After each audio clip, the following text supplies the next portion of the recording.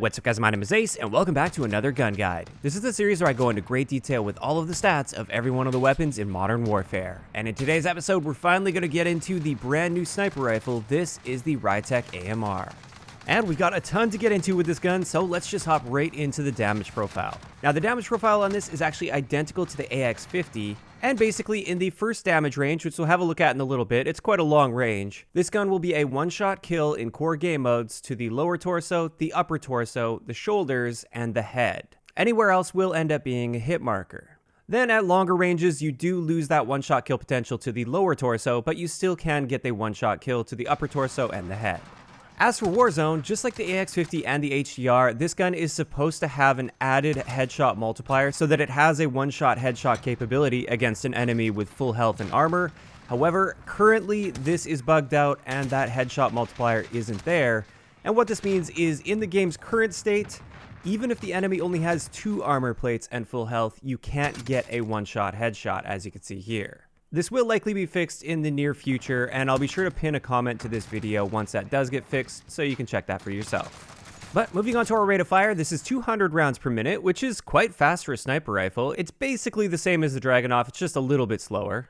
And what this means for our time to kill potential is if you do require that second shot and you're able to fire it immediately, your time to kill potential is 300 milliseconds. Now, getting into ranges, as you can see here, that drop-off point where we lose that lower torso multiplier for the one-shot kill, this is 71 meters, which is pretty close to where the AX50 was before it got the big buff with this most recent update. And it's a very respectable range. When it comes to standard 6v6 multiplayer, you'll be really hard-pressed to find a line of sight this far that's practical. But in Ground War and Warzone, you can definitely find these ranges. It's also worth noting that with the AMR suppressor that you can put on this gun, you actually get a 10% increase to your damage range here.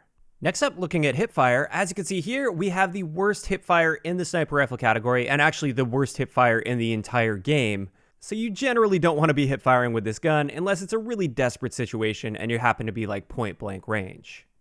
After that, looking at our sway when aiming down sight, when we're not holding our breath, this actually has a lot of idle sway. This is quite a bit more than the AX50 and the HDR, so just be aware of that. You really want to hold your breath with this gun whenever possible. And then we'll have a look at recoil, which, as you can see here, there's a good amount of recoil, and one of the main things to point out here is the gun doesn't automatically return to center after you fire a shot. So you do have to manually compensate for that to bring it back down to center. Getting into handling, our aim down sight time is the slowest in the game at 701 milliseconds. Keep in mind, many of the guns in the game will kill you 2 to 3 times before you can even aim down sight with this. So without attachments at least, this is not a quick scoping sniper rifle. As for our sprint out time, this is pretty standard for sniper rifles at 284 milliseconds for our normal sprint out time and 400 milliseconds for our super or tactical sprint out time. Next up, we get a 5-round magazine with 10 in reserve. And our reload add time is quite slow at 3.09 seconds. This is very, very slow for a sniper rifle. But with sleight of hand, we can really significantly reduce this all the way down to 1.85 seconds, which is much more manageable. When it comes to swapping weapons, this gun is actually exactly the same as the AX50. You can swap to an X16 pistol, for instance, in 667 milliseconds. But moving on to movement speed, this is very slow at 86%. This is like slower than some of the LMGs in the game, and our aim down sight stray speed is the slowest in the entire game at 21%. So definitely not a super mobile gun by any means. And that pretty much covers it for the base stats of this gun without any attachments on it. However, there is a lot more to still go into because we've got some very unique attachments that require quite a bit of explanation. But just like with all of the other sniper rifle gun guides, I did want to show you the effect that attachments have on your aim down sight time. I'm not going to talk about these in great detail, but I'll put it up on the screen so you guys can see. First up, these are the non-optical attachments, so all of the barrels and the suppressor and the different ammo types and everything. You can see how they either positively or negatively impact your aim down sight time. Then I want to have a look at the different optics, and you can see some of the optics are helping your aim down sight time, and others will hurt it by quite a bit. Next up, another thing I wanted to take a deep look at is bullet velocity, and more so how the different attachments affect your bullet velocity. Keep in mind, these are all relatively approximate values. It's really hard to measure bullet velocity perfectly accurately at 60 FPS, but this at least gives you a decent indication of how much the attachments will impact your bullet velocity, and this is important because the slower your bullet velocity is, the more you have to lead your target at longer ranges. And this leads us right into bullet drop, which is typically related pretty heavily to bullet velocity, but there are a couple exceptions I want to talk about in a second here. But the first thing I want to look at is the different barrel attachments, and keep in mind this is at 100 meters, and the point of aim that you're seeing is the absolute highest I was able to aim on the target in order to still get a hit marker without shooting above that target.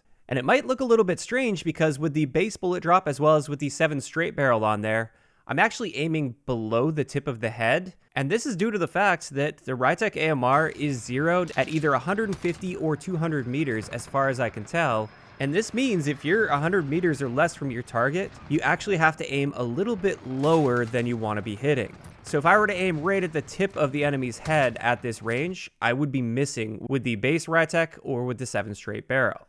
As for the Dictator though, you can see just how much that increases your bullet drop. There's a lot of bullet drop there, and the Harbinger also increases your bullet drop by a little bit. Now the barrels aren't the only attachments that impact our bullet drop. Next up we have the explosive rounds and the Thermite rounds. These also impact your bullet drop, or at least they state that they do, and you can see here that that is definitely the case. Now based on my bullet velocity measurements, these had the same bullet velocity, the explosive and the Thermite rounds.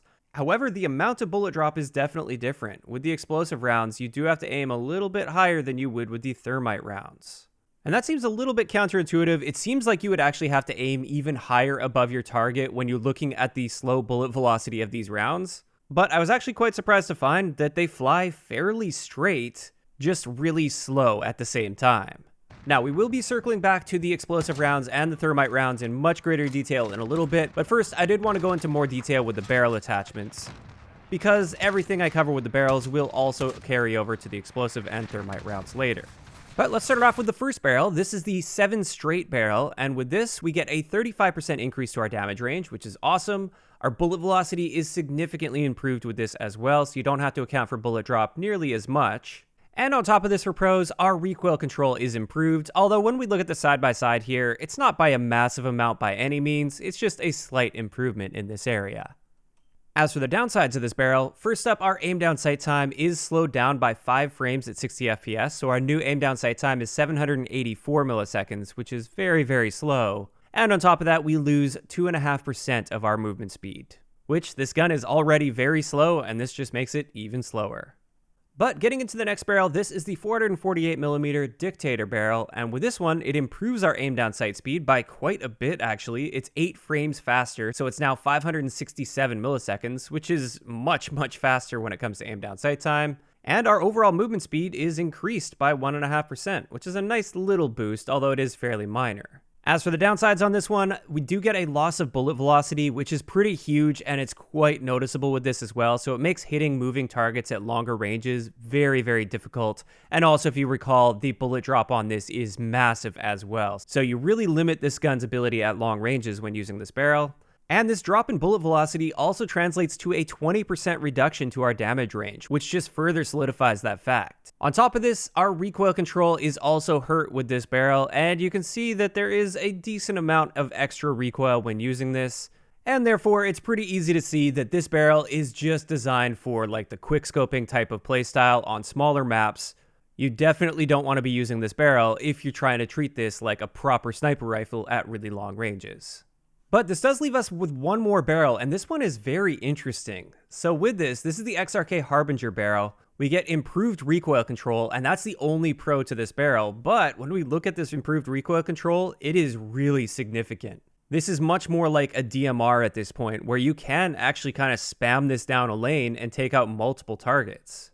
However, that really nice increase to our recoil control has a ton of really heavy downsides. First up, there's a pretty big loss of bullet velocity, so that really hurts this gun at longer ranges. Also, it's not stated here, but we lose 25% to our damage range as well, which is pretty big. Then the really big one with this is our aim down sight time is increased by 14 frames at 60 FPS. It is almost 1 full second just to aim down sight. And in this case, many of the SMGs up close, they're going to kill you 5 times before you can even aim down sight at them, which is insane.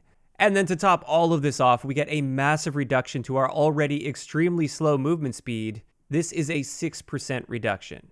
So yeah, if you are using this barrel, it's for an extremely specialized playstyle of hanging back really far away from the fight and aiming down sight for long periods of time at the same lane and picking off multiple enemies.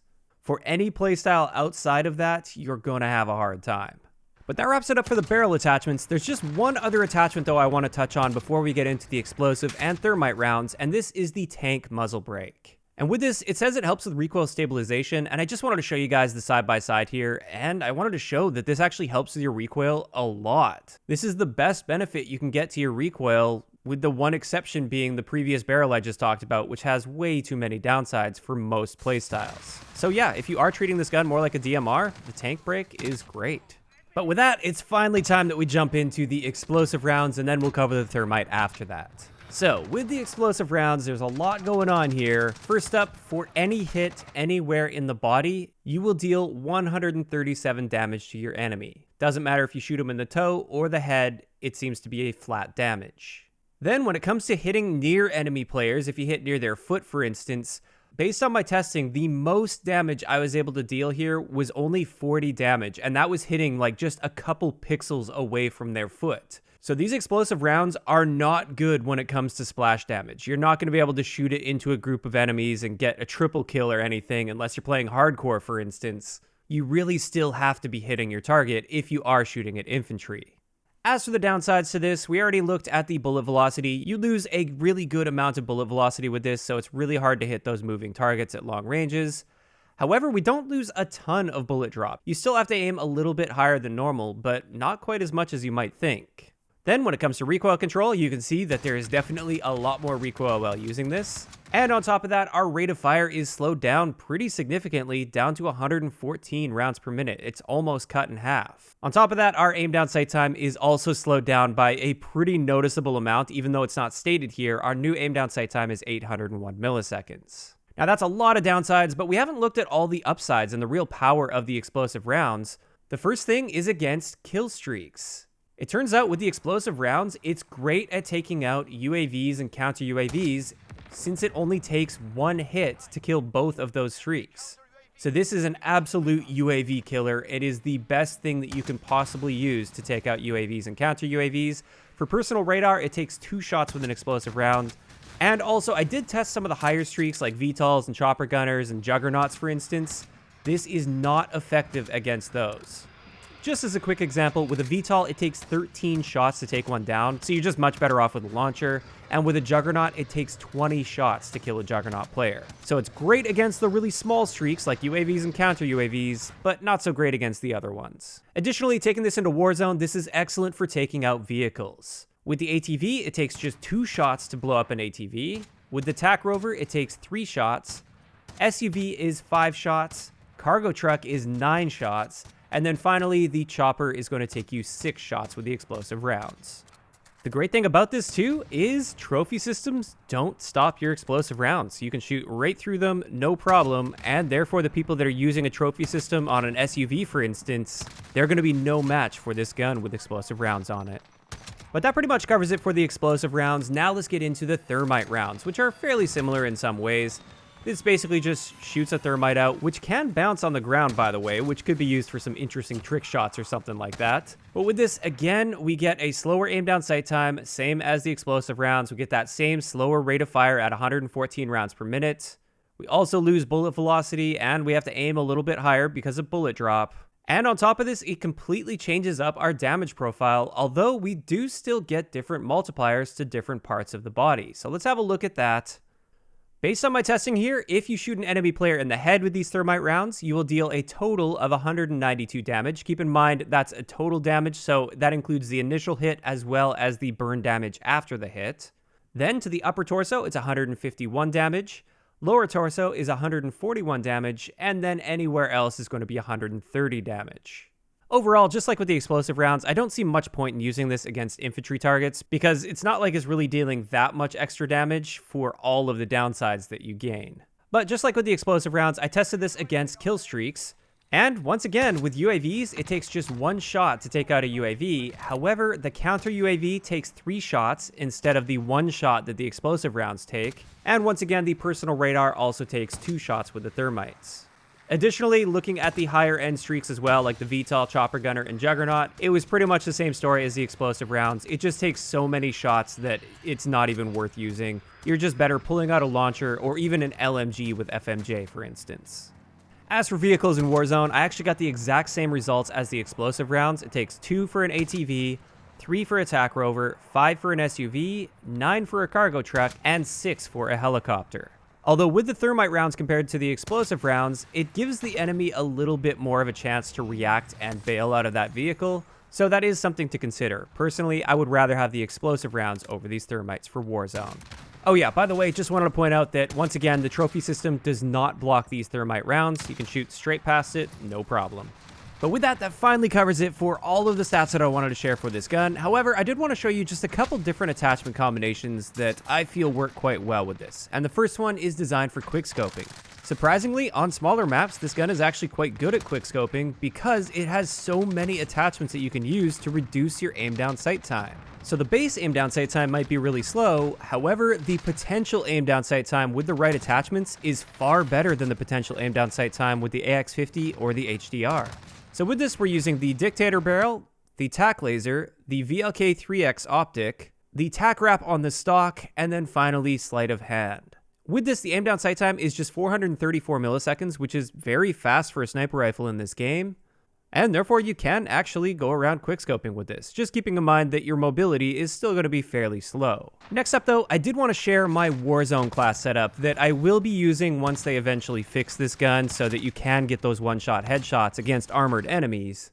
And with this one, we've got that Rytec AMR suppressor, the 7 straight barrel, the tack laser, the tack wrap, and the stippled grip tape. And with this one, we get a pretty respectable aim down sight time at 617 milliseconds, which isn't bad by any means. And the one thing I like about this sniper rifle over the other sniper rifles is the default optic actually zooms in quite a bit more, or at least it feels like that's the case.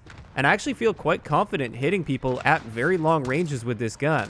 So I'm just waiting for that headshot potential to be patched into the game, and this may actually become very viable within Warzone. But with that, that's finally going to wrap up today's gun guide on the Rytec AMR. As for my thoughts on this gun, I don't know how I really feel about it. It's a nice addition to the game, I think. It's really nice that we finally have another sniper rifle, because I really feel like we've needed love in this area since we've only had 3 since launch. However, especially when it comes to Warzone, I'm likely to stick with my AX50. Of course, that's just my opinion though. I'd like to know in the comments section below, what do you guys think about this new sniper rifle? Do you really like it? Do you hate it? Somewhere in between? Just let me know those thoughts in the comments section down below. If you enjoyed the video, a like rating is always appreciated, and don't forget to subscribe for more if you haven't already. I'll talk to you guys next time.